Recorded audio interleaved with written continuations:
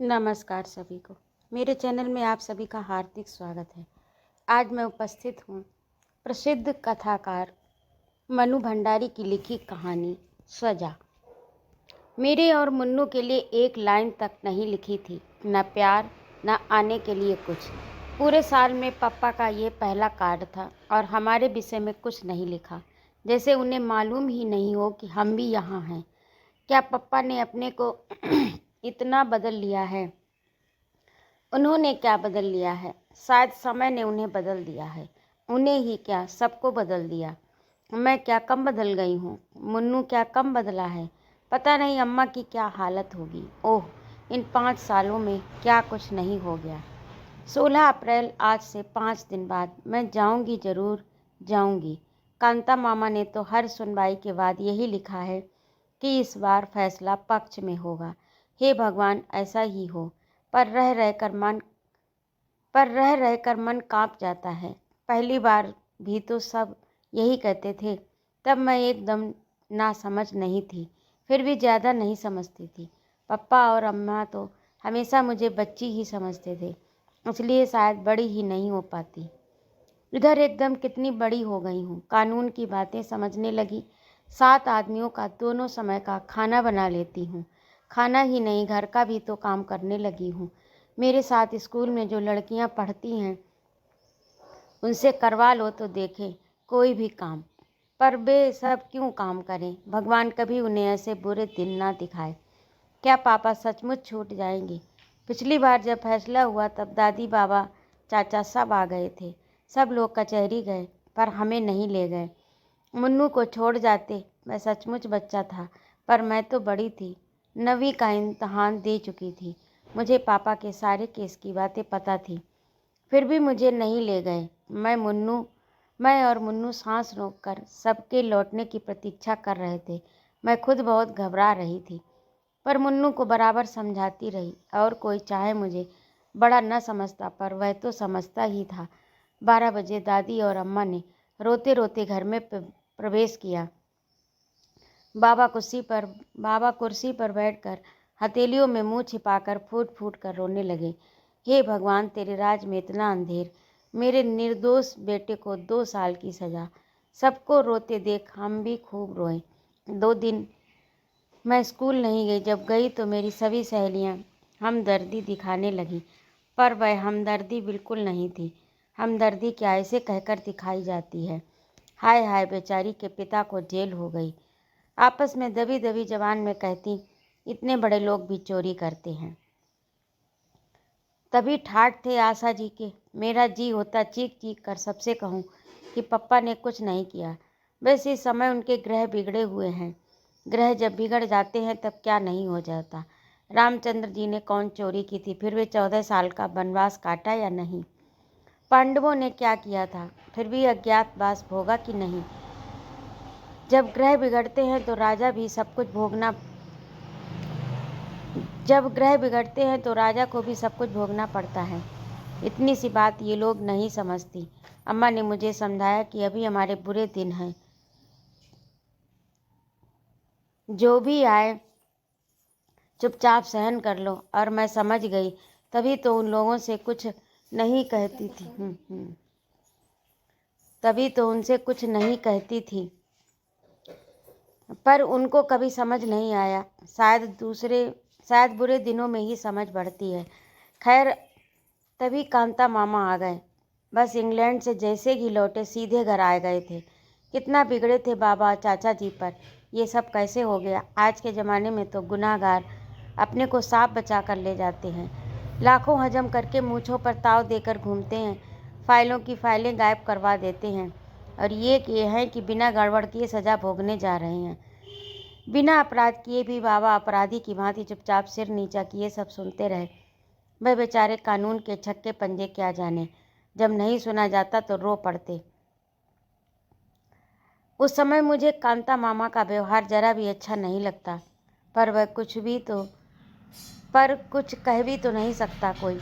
वह high court में appeal मंजूर करवाने के लिए भाग दौड़ कर रहे थे। इंग्लैंड से लेकर कांता मामा अपने को बहुत समझने लगे थे। इंग्लैंड से लौटकर कांता मामा अपने को बहुत कुछ समझने लगे थे। शायद बहुत कुछ होकर भी आए थे। उन्होंने सचमुच अपील मंजूर करवा दी। मैं सोच रही थी अब पप्पा कितना प्यार करेंगे हमें।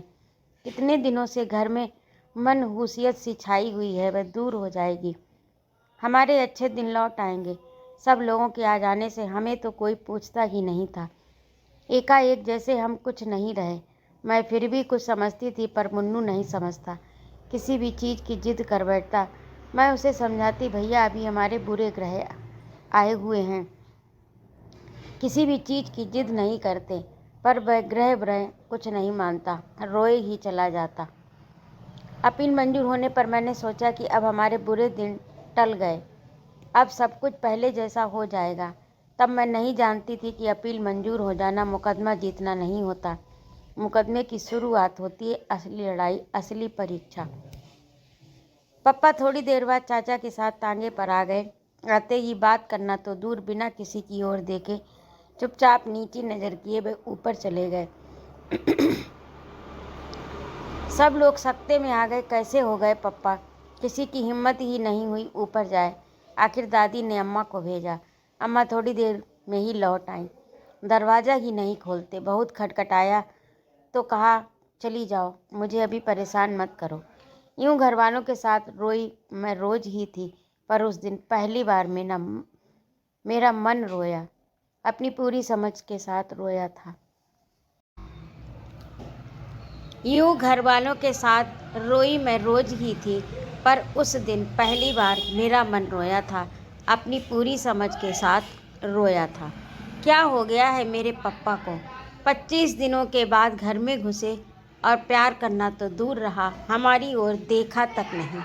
बार बार मन कहने लगा, ये मेरे पप्पा नहीं हैं, वह ऐसे हो ही नहीं सकते। जेल वालों ने उन्हें बदल दिया है। एक अजीब सा भय मन में समाने लगा कि अब शायद पप्पा कभी प्यार नहीं करेंगे। और सचमुच उसके बाद मैंने कभी उनका प्यार नहीं पाया, आज तक नहीं। इस कार्ड में क्या वह एक पंक्ति भी हमारे लिए नहीं लिख सकते थे? यूँ मैं उनकी इस उदासीनता और तटस्थता को समझती भी हूँ। शायद वह अब किसी से मोह नहीं रखना चाहते। कहीं फिर सजा हो गई तो? शाम को सब लोग ऊपर गए। दरवाज़ा तो खोला पप्पा ने, पर बात किसी से नहीं की। बस तकिए में मुंह गड़ाकर पड़े रहे। मुझे डर लग रहा था जैसे वे रो रहे हैं, पर हमें तुरंत नीचे भेज दिया गया था। कितना कितना गुस्सा आया था उस समय। पप्पा हमारे हैं और ये सब इस तरह कर रहे मानो हम कुछ हैं ही नहीं। पप्पा पर पहला हक मेरा है, और वह भी सारी दुनिया में मुझे ही सबसे अधिक प्यार करते हैं। मैं मनाने लगी कि ये सब लोग जल्दी से जल्दी अलीगढ़ चले जाएं तो अच्छा हो, तभी शायद पप्पा पहले की तरह प्यार करेंगे। सबके सामने शायद उन्हें शर्म आती है। शर्म की बात तो है ही। स्कूल में मुझे क्या कम शर्म आती थी। पप्पा के घर आने के बाद मामा और चाचा जी चले भी गए। दादी और बाबा तो घर के ही हैं, पर पप्पा फिर भी नहीं उतरे। उस रात अम्मा को सोने के लिए ऊपर भेजा गया। वह सवेरे उठकर आई तो बोली, माँ जी, मुन्नू को आप गांव लेती जाइए, वहाँ के स्कूल में डाल दीजिए। यहाँ तो अब उसकी फ़ीस जुटाना भी भारी पड़ेगा। आशा का तो इस साल फाइनल है, वरना उसे भी उमेश भैया के पास भेज देती। नीचे का घर अब खाली कर देंगे। फिर और पता नहीं क्या क्या बातें हुई दोनों में, और फिर दोनों खूब रोईं। मैं किसी को भी रोता देखती तो बिना कारण ही रोने लगती, और उस बिना कारण जाने ही रोने लगती। फिर उस समय तो रोने का बहुत बड़ा कारण भी था। मुन्नू चला जाएगा, कैसे रहेगा वह गांव में? वहाँ का स्कूल भी कोई स्कूल है? यहाँ इतने अच्छे स्कूल में पढ़ा। पप्पा वैसे चाहे सारे दिन चुपचाप पड़े रहें, पर इस मामले में कभी चुप नहीं रहेंगे। पर पप्पा कुछ नहीं बोले। शायद अम्मा पप्पा के साथ बैठकर ही ये सब तय किया था। रो धोकर मुन्नू भी चला गया। हाँ, जाते समय पप्पा ने उसे सीने लगाकर बहुत प्यार किया था। मैं पास ही खड़ी रही थी। पप्पा की आंखों से आंसू टपक रहे थे। मेरा मन बड़ा कर रहा था कि आंसू पोंछ दूं उनके दुख को दूर करने के लिए, नहीं पप्पा का प्यार पाने के लिए। मुन्नू दूर जाकर भी पप्पा के कितने पास हो गया। मैं पास रहकर भी हमेशा दूर ही रहूँगी। और पप्पा छोड़ने नीचे आए। वो स्टेशन भी नहीं गया, जाता ही कौन। अम्मा अकेली निकलती नहीं, और जाती तो लौटती कैसे। मुन्नू के जाते ही हमारा घर सूना हो गया। उसमें बहुत कुछ रद्दो बदल भी हो गया। फिर मन्नू ही क्यों, धीरे धीरे सारा सामान भी चला गया। नीचे का मकान खाली कर दिया। खाना पकाना और सोना बरसाती में। पास की छोटी सी कोठरी साफ करके मुझे पढ़ने के लिए मिली। पप्पा अब कुछ कुछ बोलने लगे थे, पर पहले वाले पप्पा वह बिल्कुल नहीं रह गए। बस सारे दिन चुपचाप लेटे रहते या कुछ पढ़ते रहते। कभी कभी गोदी में तकिया रखकर कुछ लिखते भी। मेरा बड़ा मन होता कि देखूं वह क्या लिखते, पर कभी हिम्मत नहीं हुई। कितनी ही बार पढ़ा था कि दुख में हिम्मत रखने वाले सच्चे वीर होते हैं। हंसते हंसते जो सारे दुखों को झेल जाए वही सच्चा वीर पुरुष है। मेरा मन होता पप्पा को ये बात समझाऊं, पर क्या पप्पा ये सब नहीं जानते। फिर इस तरह मुंह छिपाकर तो पड़ा रहे इसने सचमुच चोरी की हो। इस तरह मुंह छिपाकर तो वह पड़ा रहे जिसने सचमुच चोरी की हो। पप्पा को बाहर निकलना चाहिए, घूमना फिरना चाहिए। इस तरह रहकर तो वह सबके बीच अपने को अपराधी ही साबित कर रहे हैं। पर उन्हें कैसे समझाती। अपनी कोठरी में और कोई कष्ट नहीं था, पर भयंकर गर्मी के दिन और पंखा नहीं। रात तो जैसे तैसे छत पर कट जाती, पर दोपहर में तो छत पर बने ये कमरे भट्टी की तरह जलते थे। छुट्टियों के दिन बिताए नहीं बीत रहे थे। अपनी किसी सहेली के यहाँ जाने की इच्छा नहीं होती। पड़ोस तक में जाना छोड़ रखा था। दुख में कोई साथी नहीं होता, बस एक गांठ बांध रखी थी कि जब तक ये बुरे ग्रह टल नहीं जाते तब तक सभी चुपचाप सहन करना है। जुलाई में बाबा की चिट्ठी आई। मुन्नू को छठवे में भर्ती करवा दिया गया। वह खुश है। हम सबने भी मान लिया कि वह खुश ही होगा। ऐसा मान लेने में ही हम सबकी खुशी थी। साथ ही बाबा ने यह भी लिखा कि शाम को उन्होंने एक दुकान में हिसाब लिखने का काम शुरू कर दिया। 25 रुपये मिलेंगे, जिन्हें वह पप्पा के पास भेज देंगे। 50 रुपये उमेश चाचा भेजेंगे। मेरे सामने बाबा का बूढ़ा शरीर, झुकी कमर, धुंध भरी आंखें घूम गईं। इस बुढ़ापे में वह अब फिर से नौकरी करेंगे। अम्मा ने बताया इन 75 रुपयों में ही उन्हें घर चलाना है। तब मुझे भी पहली बार पप्पा पर गुस्सा आया। क्यों उन्होंने सस्पेंस के दौरान मिलने वाली आधी तनख्वाह लेने से इनकार कर दिया। कितना समझाया था कांता मामा ने। चाचा जी तो एक तरह से नाराज ही हो गए। पर पप्पा की एक ही जिद, जब तक इस आरोप से मुक्त नहीं हो जाता ऑफिस से एक पैसा भी नहीं लूँगा। मैंने स्कूल की बस छोड़ दी। 3 मील पैदल जाती, धूप हो या बारिश, चेहरे पर सिकन नहीं लाती थी। कभी कभी सोचती पप्पा को सस्पेंड हुए 2 साल 3 महीने हुए।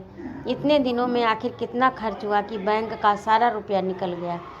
अम्मा के सारे गहने बिक गए और भी पता नहीं क्या क्या चला गया। वकील लोग शायद बहुत लुटेरे होते हैं। कभी सोचती इससे तो पप्पा सचमुच ही ऑफिस का रुपया मार लेते तो अच्छा होता। कम से कम मुन्नू को तो अपने पास रख सकते और एक पंखा भी रख लेते। इस उम्र में चमड़ी जैसे उबली जाती है। ईमानदारी करके ही कौन बड़ा सुख मिल जाता है।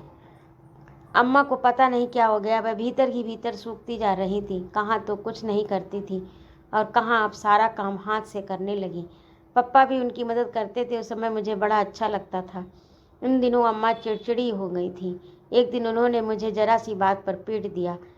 अपनी याद में पहली बार मार खाई थी, और वह भी इस उम्र में। शरीर से ज़्यादा मन आहत हुआ।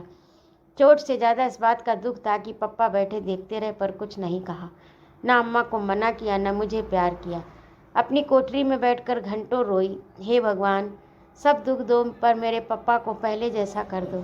वह पहले की तरह काम करेंगे तो मैं सब कुछ सह लूँगी। सुनवाई की पहली तारीख ही 6 महीने बाद की पड़ी थी।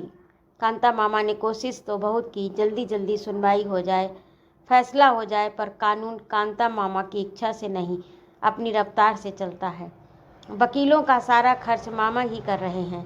जरूर मामी से छिपाकर कर रहे होंगे, वरना वह तो एक पैसा भी ना खर्च करने दे।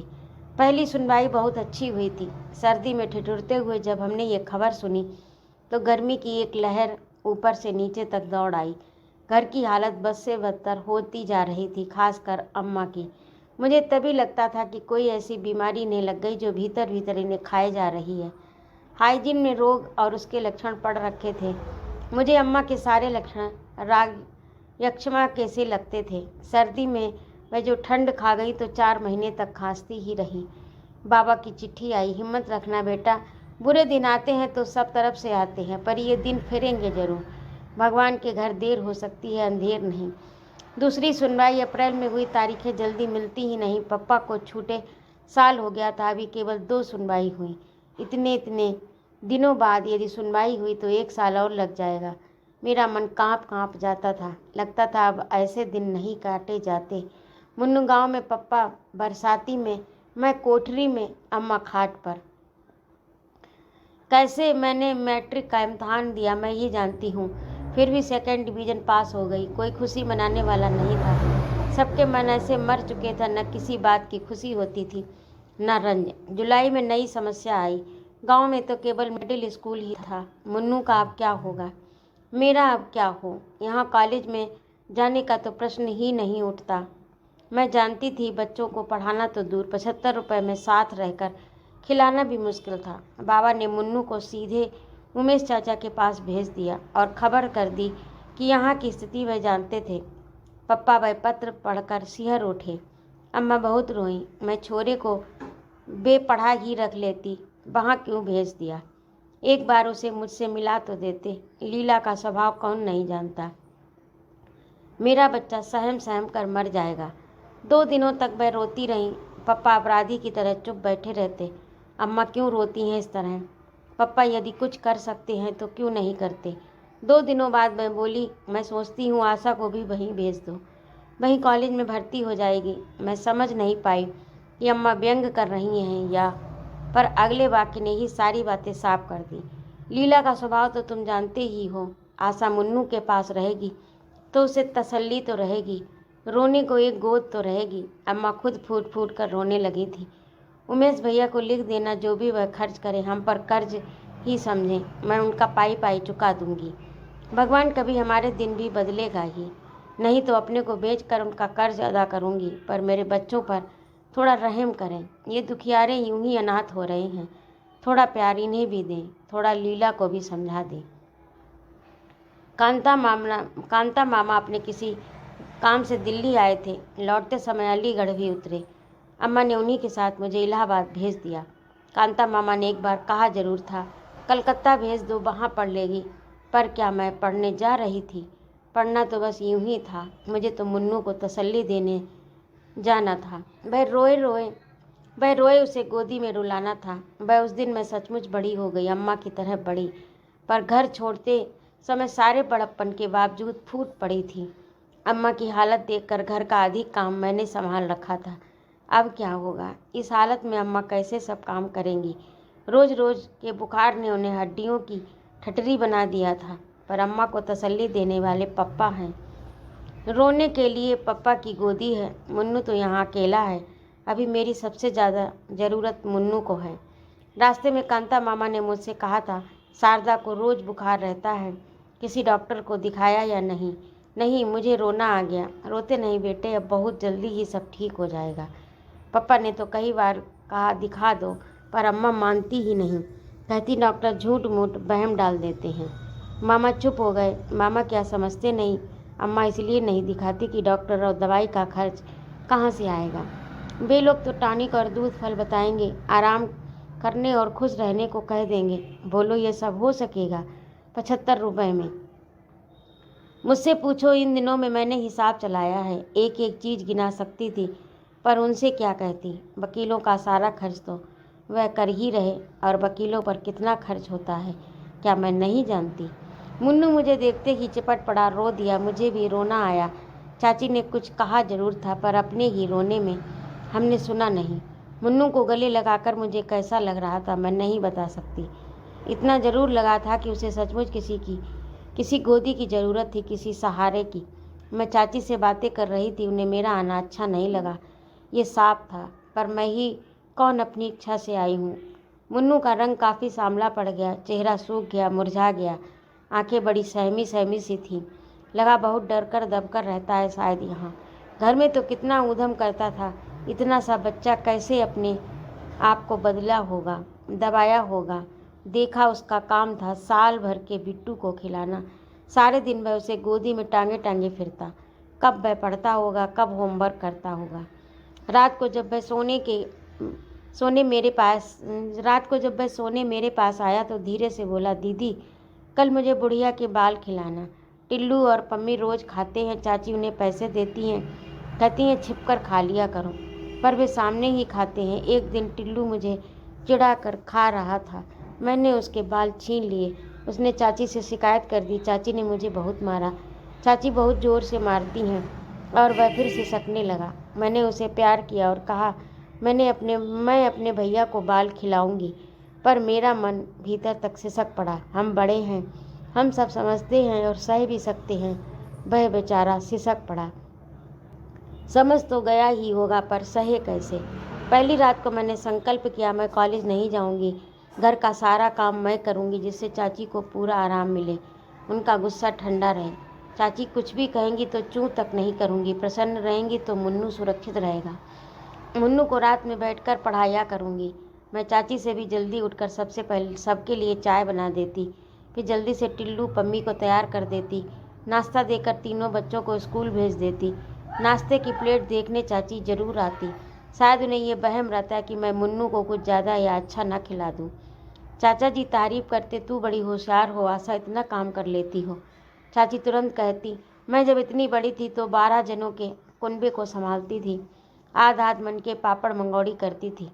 चुप रहती थी मैं तो। दोनों समय का खाना भी मैंने अपने ही जिम्मे कर रखा था। रात में सोने जाती तो पैर मेरे झपकते रहते। कभी कभी मुन्नू को अपने पैरों पर खड़ा कर लेती, उससे पैरों को तो आराम मिलता, पर मन। अम्मा कभी कभी मुझसे रसोई में काम करवाती तो पापा डांटते थे। मैं अपनी आशा को डॉक्टर बनाऊंगा, विदेश भेजूंगा। ये भटियार खाना करवाकर क्या मुझे अपनी बिटिया की ज़िंदगी खराब करनी है। यही वाक्य हवाओं में तैरकर कमरे में घूमता रहता, गूंजता रहता। धीरे धीरे आदत पड़ गई तो पैरों का दर्द बंद हो गया, मन भी शून्य होता चला गया। मैंने अम्मा को नहीं लिखा कि मैं कॉलेज में भर्ती नहीं हुई। लिखने के लिए चाची ने मुझे 4 पोस्ट कार्ड दिए थे और बताया था कि हर महीने 4 कार्ड मिलेंगे। उनमें मैं अपने कुशल समाचार भेज देती थी बस। रात दिन काम करके मैं चाची के क्रोध को संभाले रहती। आराम पाकर मुझ पर वह कुछ न कुछ प्रसन्न भी हो गई थी, पर उनका हाथ जब तब उठ जाया करता था, अपने बच्चों पर भी और मुन्नू पर भी। उनके बच्चे आदी थे, सो मार खाकर भी हंसते और भाग जाते। फिर वे मार खाते थे तो प्यार भी पाते थे, पर मुन्नू सहम जाता था, भीतर ही भीतर से सकता। बड़ी करुण नज़रों से वह मुझे देखता, पर भीतर से कटकर भी मैं ऐसे अवसरों पर कुछ नहीं बोलती। सोचती यूँ मार खाकर मुन्नू या तो बेहद ढीठ हो जाएगा या जड़। पापा और अम्मा तो कभी भी हाथ नहीं लगाते। अकेले में मैं उसे प्यार कर लेती, समझाती, थोड़े दिनों की बात और है भैया, फिर हम अपने घर चलेंगे, अम्मा और पापा के पास। पता नहीं वह समझता भी या नहीं, पर मेरा मन सबसे ज़्यादा दुखी होता जब चाची गुस्से में कहती, ऑफिस के 20,000 गायब करके गाड़ लिए, हमारा खून चूस रहे हैं, ये हमारे बड़े हैं, लानत है ऐसे बड़प्पन पर। मैं सोचती क्या सचमुच चाचा जी यही सोचते कि पप्पा ने रुपए मारे हैं। यदि आज उनके पास पैसा होता तो क्या हमें छोड़ देते और अपने सारे पिछले दिन आंखों के आगे घूम जाते। कितना प्यार करते थे पप्पा, कितना। मैं चाहे कुछ भी लिखूं, पर क्या वह जानते नहीं कि हम पर क्या गुजर रही है। 31 तारीख को चाचा जी ने चाची के हाथ में तनख्वाह रखी तो चाची ने कहा, भाई साहब को लिख दो, 50 रुपये नहीं भेज सकेंगे। इस महंगाई के ज़माने में 2 पालना ही बहुत भारी पड़ रहा है। फिर हमारे भी तो बच्चे हैं, कौन यहाँ खान गड़ी है। बात ठीक थी, मेरा मन काँप गया। चाचा जी रुपए नहीं भेजेंगे तो क्या होगा। 25 रुपये महीने में क्या होगा, इतना तो कमरे का किराया ही चला जाता है। रोती हुई अम्मा और बिसूरते हुए पप्पा मुझे सारी रात दिखाई दिए। मैं भी उनके साथ बहुत रोई। अम्मा का कोई पत्र ही नहीं आया बहुत दिनों तक। उठते बैठते एक ही चिंता थी मुझे, अम्मा ने पैसे की क्या व्यवस्था की होगी। कांता मामा का भी कोई पत्र नहीं आया, पता नहीं क्या हाल है उधर का। पूरा अगस्त बीत गया, मैं अपने 4 कार्ड डाल चुकी, पर कोई जवाब नहीं आया। क्या हो गया अम्मा को, लिखती क्यों नहीं। सितंबर में कांता मामा का पत्र आया। शारदा की तबीयत खराब थी, सो उसे यहाँ ले आया। यहाँ उसका इलाज चल रहा है। दिनेश जी ने कमरा बदल लिया है। उनका पता है। किस्मत के अलावा क्या कहूँ कि तारीख जल्दी नहीं मिलती। तीसरी तारीख इसी महीने के आखिर में पड़ी है। सुनवाई पर जाऊँगा। तुम घबराना मत, भगवान सब ठीक करेंगे। गर्मियों तक कुछ न कुछ अवश्य हो जाएगा। तो पप्पा अकेले रह गए। अम्मा और पप्पा की गोद भी छिन गई, जिसमें वे रो सकते थे। पप्पा का ये पता अलीगढ़ की गली गली मुझे मालूम थी। ये तो मज़दूरों की बस्ती है। अंधेरी सीलन भरी गलियां, पास में बहने वाले नाले। पप्पा का खाना कौन बनाता होगा? उन्होंने तो कभी ऐसे काम नहीं किए। कभी अंगीठी भी जलाते तो अम्मा मना कर देती। तब वे यही कह देते, शारदा कौन जाने इस बार छूट ही जाऊँ, सजा हो गई तो पता नहीं क्या क्या करना पड़ेगा। अम्मा बीच में ही डांट देती, ऐसी बात भी क्यों मुँह से निकालते हो? भगवान के घर देर है अंधेर नहीं। ये वाक्य अम्मा ने बाबा से सीखा था और मंत्र की तरह गांठ बांध ली। भगवान से यही मनाया करती, भगवान उन्हें सजा न हो, पप्पा की तपस्या का फल उन्हें मिले। जो कुछ वह सह रहे हैं वह क्या तपस्या से कम है? सीलन भरी अंधेरी कोठरी में सबसे मुँह छिपाकर रहना, बच्चे कहीं पत्नी कहीं, अब तो रहम करना, अब उन्हें सजा मत देना। मार्च में चौथी सुनवाई भी हो गई। कांता मामा की चिट्ठी आई, फैसला पक्ष में ही होगा। केस की पैरवी बहुत अच्छे ढंग से हुई, बस फैसले की तारीख पड़ जाए जल्दी से। मैं बैठी बैठी दिन गिनती। पप्पा को सस्पेंड हुए 4 साल हो गए। इन 4 सालों में क्या कुछ नहीं हुआ। भगवान देर तो बहुत की, पर अब अंधेर मत करना। यूँ देर भी अंधेर से कम नहीं, पर और अंधेर मत करना। मुन्नू और टिल्लू अपना अपना रिजल्ट लेकर आए। टिल्लू सब विषयों में पास था। मुन्नू एक विषय में फेल होकर प्रमोट हुआ था। चाचा जी ने टिल्लू को प्यार किया। मुन्नू पास खड़ा आंसू भरी आंखों से टुकुर टुकुर ताकता रहा। चाची ने कहा, फेल हो गया ना, पढ़ने लिखने में मन लगाओ मुन्नू साहब, तब टिल्लू की तरह पास हो पाओगे। सारे दिन बैठे बैठे टसुए बहाने के पास से पास नहीं हुआ जाता। सारे दिन बैठे बैठे टसुए बहाने से पास नहीं हुआ जाता। आँख के आंसू गालों पर ढुलक गए। कमीज की बाह से उन्हें पोंछता हुआ वह भीतर जाने लगा तो टिल्लू चढ़ाने लगा, फेलू राम फेलू राम।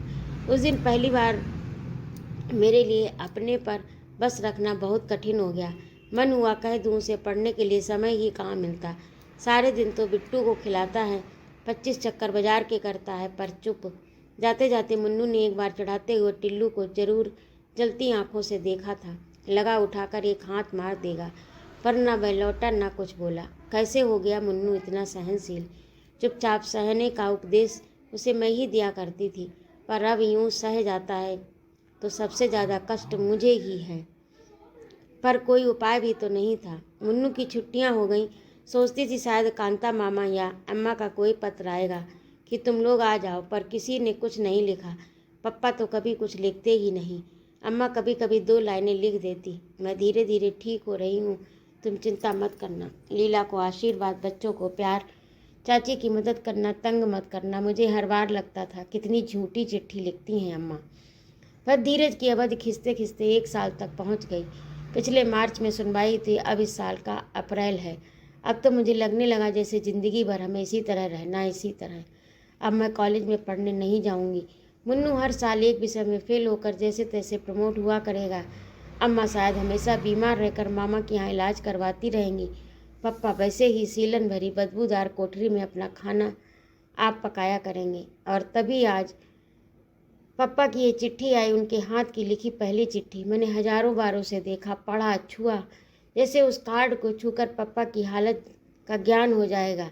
पप्पा ने हमें बुलाया नहीं। कहने से चाचा जी ले जाएंगे, पर इस बार जाएंगे जरूर, चाहे कुछ भी हो जाए।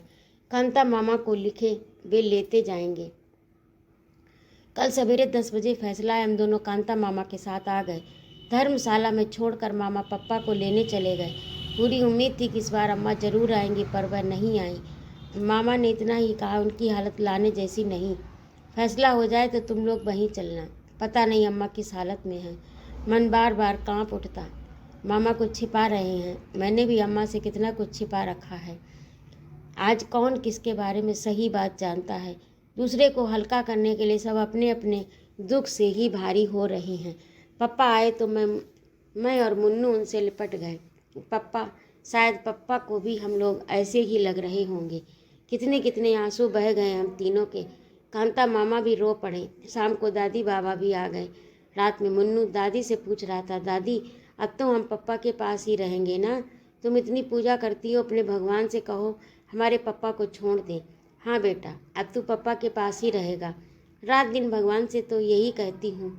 चाची के पास तो अब मैं कभी नहीं जाऊँगा। टिल्लू अपने को समझता क्या है?